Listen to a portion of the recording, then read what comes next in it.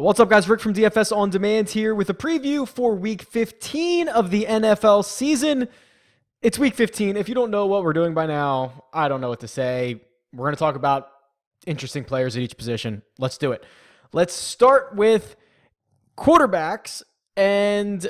oh, geez, oh man, what a good start. I'm looking at tight ends on the screen. Here we go, quarterbacks. And this is just going to be the Sunday slate, the Millionaire Maker slate, or whatever other, big contest they have on DraftKings. And I was scrolling through these quarterbacks, and a couple of guys kind of jumped out at me. I think we need to start with Russell Wilson at the top. He is the most expensive quarterback on the slate. And him and one other quarterback I find in somewhat of a similar position this week. And what that position is basically coming off of a really bad game and your price going up. Okay, so Russell Wilson was $5,700 last week against Minnesota, scored 9.9 DraftKings points, and his salary increases $1,000 to play against San Francisco. What I've noticed... I don't have any data to back this up. If someone out there has some data to back this up, shoot it to me. We'll collab. But basically, what I've noticed is ownership for these types of players is not as high as it should be, or as it would normally would be, because they're coming off a bad game and no one wants to pay up for them after their big game. Now, I don't know if that's going to come into play with Russell Wilson. He's a very public quarterback playing against San Francisco, who he just played against 2 weeks ago and threw 4 touchdowns on 17 pass attempts. So I don't know if it's going to apply to Russell Wilson, but I think it's noteworthy. What is also noteworthy is that he is running a lot more. So if I go to the production shares tool and we find the Seahawks, who are right here, and we look at basically, how do I want to do this? Let's look at weeks 4, 5, 6, 7, 8. Okay. In that time period, so basically weeks 4 through weeks 8, Russell Wilson rushed the ball 13 times. That is a 5-week period. In the most recent 5-week period, which is weeks 9 through 14, right? 9, 10, 11, 12, 13, 14. I guess that's actually more. Let's do 10 through 14. Russell Wilson has rushed the ball 28 times. So 28 times compared to, obviously I'm really good at math here, 5, 6, 7, 8, 9. Yeah, 15 times the week before. So 28 rush attempts in the last 5 weeks. 15 in the 5 weeks prior to that. So that was my long-winded way of trying to show you that he is rushing the ball a lot more, which is what you want to get out of Russell Wilson, especially down the stretch here. It's going to be important for the Seahawks' success. And then another guy who actually fits this criteria is Russell Wilson's opponent from last week. It's Kirk Cousins, who was on the other side of the ball, who had a very, very public, really bad game, right? This was the game that everyone saw. He comes out and kind of lays another egg. He can't win in prime time or whatever it is. And he jumps from $5,300 to $6,200. And it's been a bad stretch for Kirk, right? Last 2 games, 11 DraftKings points, 10 DraftKings points, but that was on the road against Seattle, and it was on the road against New England. He has been much better most of the time at home this year. Last home game, 30 against Green Bay, laid a little bit of an egg against Detroit, but had 25 against New Orleans, 20 on Arizona. Going back to the beginning of the year, he put 20 on San Francisco. So, some of his better games have been at home this year, which is where he gets Miami.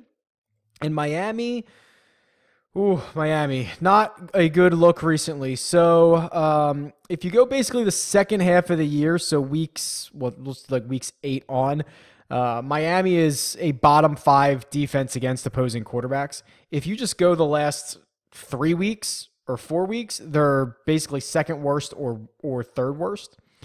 So since week 11, they are the second worst defense. And actually, it's a little bit skewed because Jacoby Brissett played a few snaps for the Colts, and that actually brings the average down. If you remove him, Miami is actually the worst defense over the course of weeks 11 through 14. So keep that in mind. It's just there's a little skewed data there because Jacoby Brissett played. So, but if you dig a little deeper, you'll see how bad they have been. All right. So those 2 guys I think are interesting. And then I'm still pretty high on Mitchell Trubisky. The guy who's won multiple people millions of dollars, $1 million this year, comes back after missing 2 games, has to face the Rams defense, which is not great. And he looked a little rusty, right? 16 of 30, 110 yards, 1 touchdown, 3 interceptions. He looks bad. Now you get an additional week of practice, shake that rust off. You get to be back at home against Green Bay, which is, a grade A matchup. So Trubisky's still there. And if you're looking to go down really further, Nick Foles not on the main slate because the Eagles play Sunday night. But you do get someone down here who I always think it's interesting when you get to guys like Marcus Mariota, who is obviously very, very volatile, like obviously. But $5,100, there's not a lot of guys down in this range that can score 25 or 30 points.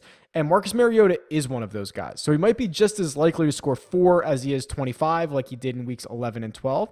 But we have seen him snap off at times like he did against Philadelphia in week 4 for 34 DraftKings points. But again, just as likely to probably score single digits as he is 25 or more. But if you're looking for a high upside option, down here in the $5,000 range, this could be your guy. All right, running backs. And I think this is actually, it's usually tight ends. I think this is actually the most difficult position this week. I'm not really in love with a lot of these options or a lot of these price tags. Clearly at the top, it's Barkley for $9,400 and it's Zeke at $9,000. And this Dallas resurgence over the last 4 or 5 weeks, after acquiring Amari Cooper, has obviously been good for all of the Cowboys, but Zeke has just absolutely been feasting. I'm actually surprised his price is not more expensive than $9,000. There becomes a point where you can't, price these guys too much more. We saw Gurley at $10,000 at one point this year. Zeke should probably be at that point, right? So here's the last 4 weeks or 5 weeks. He scored 39, 36, 28, 25, and 34 DraftKings points. Without going back and looking at what Gurley's 5 best game stretch was this year, this is probably it. This is probably better. And he hasn't moved over 8,600 until right now. He's been mid-8s the entire time. So this price could in theory be a lot higher against Indy, who plays a very fast pace. They throw a lot. The clock could be stopped. That would be a good thing for Zeke and more offensive possessions just in general. But this guy he had 40 touches last week, 28 rush attempts, 12 more catches. I don't think I need to go too deep into this. I just think his price tag is interesting. But the guy who's he actually rates out, and sorry, I haven't shown the cheat sheet yet. So here's my cheat sheet for running backs. And the guy who actually rates out as my best value is in this low $6,000 range, and it's Joe Mixon. So I kind of did a little bit of a double take there. I've played Mixon a lot this year, but Cincinnati's so bad. And with Jeff Driscoll starting, they've been a little difficult to roster a lot of their guys.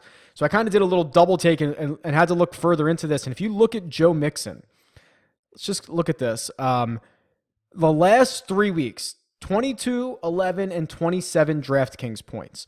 What do we know about this Bengals offense under Jeff? Is it Jeff? I always want to call him Joe Driscoll. It's Jeff Driscoll, right? I screw this up constantly. It's Jeff Driscoll. I don't know if I grew up with a Joe Driscoll or something. I always want to call him that. But anyway, what we know about Jeff Driscoll is he's not very good, but he completes a lot of passes, and he doesn't really take a lot of risks downfield. Cincinnati's offense is not good, or their defense is not good. They're throwing the ball a lot. So what is ending up happening is he's dumping the ball off to Joe Mixon quite a bit. If you look at since week 12, which is when Jeff Driscoll started, 7 targets, 2 targets, 6 targets. I believe those 7 and 6 are, 7 is the most that Mixon has seen at any point this year.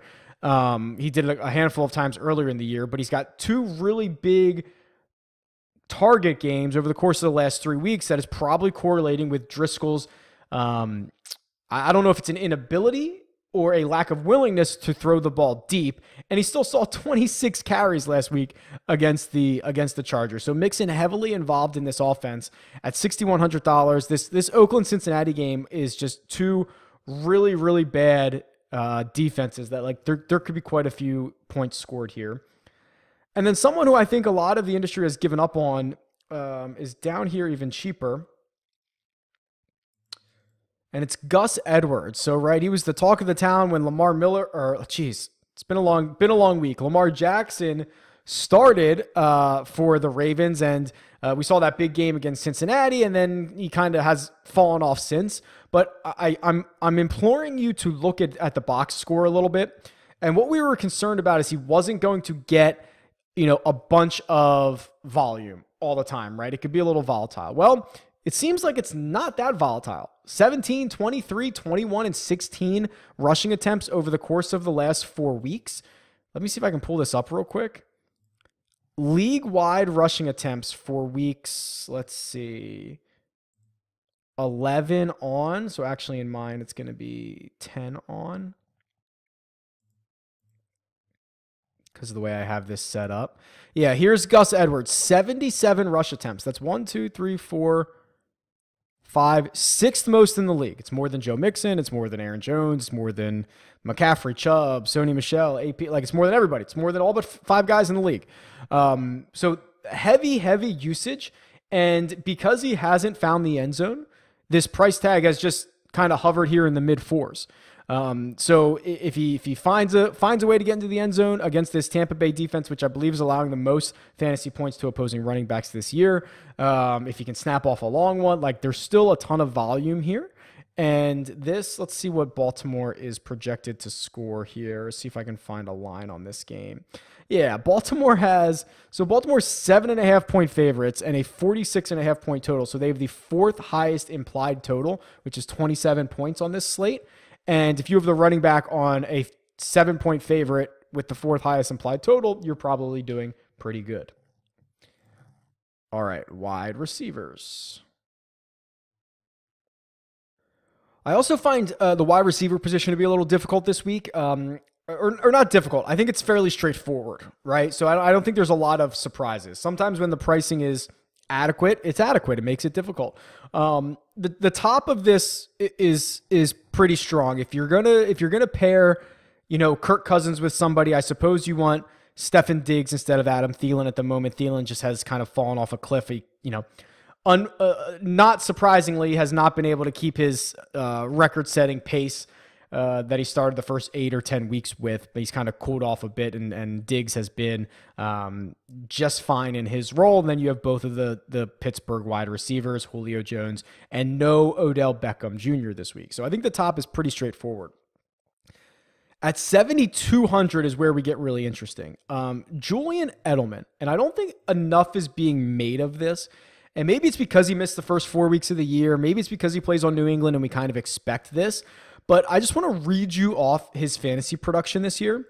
So here we go. Week 5, 12 points, 16, 14, 23, 17, 22, 18, 9, and 23. That is one game where he has not scored double digits.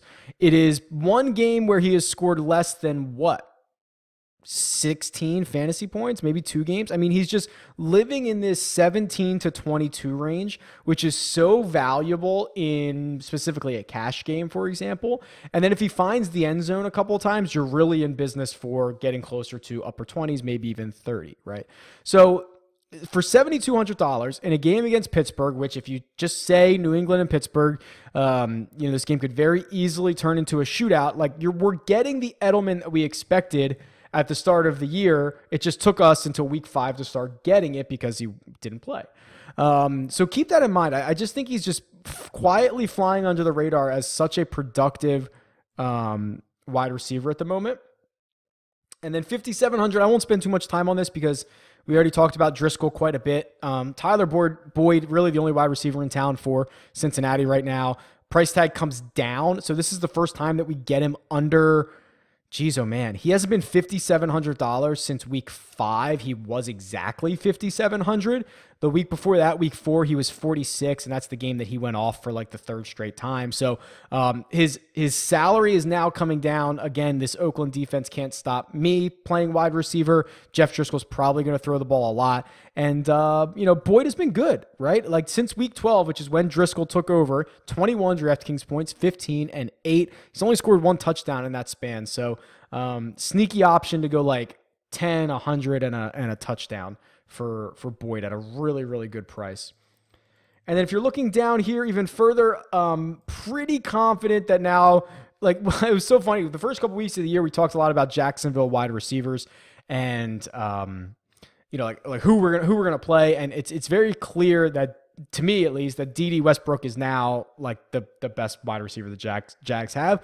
And I'm not sure it's really even that close. Coming off 10 targets, 7 receptions, 88 and a touchdown last week for 21 DraftKings points. With Cody Kessler under center in the last 2 weeks, DD has seen 15 targets. 10 of them were last week. He's a lot riskier than some of these other guys. I mean, he's 4,500. If he wasn't risky, he'd be 8,000. But you get that inherent upside from someone like DD who can snap off and take one real deep, and Washington is a matchup here that we like as far as cornerbacks go. And then for maybe the first time all year, tight end is a position that we can kind of look at and like not be too upset about, right? Like we have some really decent options here. So George Kittle had that massive game yesterday, including what, a 90-yard, or I say yesterday, last week, a 90-yard touchdown or 85-yard touchdown, scored 37 DraftKings points. He's piling up the targets. Eric Ebron continues to catch touchdowns. Rob Gronkowski finally had a good game last week. Jared Cook has been the apple of Derek Carr's eye all year long. Cameron Brate continues to catch touchdowns. I mean, I could focus on those 5 guys ranging from 6,300 at George Kittle to 4,000 at Cameron Brate and really be fine playing any of them. I think, as you can tell, there's a trend here. I really think that Oakland-Cincinnati game could get out of hand. I think I probably prefer Jared Cook at 5,600, which is words you've probably never hear me say before. But I think that he is a really good option. If I'm looking for savings, I'm fine going down to get Cameron Brate. But there's really a lot of different routes that you can go here, and I don't think I've said that about tight end this year. So it should be interesting to see how it plays out. Okay, it is week 15 of the NFL season. A lot of you are either in your season-long playoffs or you're out. I'm in my big league that I care about. I am out. I did not make the playoffs. Down year. It's a dynasty league, so we are rebuilding, right? We've been stuck with kind of some of the same players for a long time. Let me know how your season-long team did. Kind of always interested in this. I assume you're all playing season-long as I am. Let me know how you did. I'm interested to hear if we're playing for anything, and maybe I can sweat something fun with you. Tweet me. It's at DFS On Demand, or leave a comment below. See ya.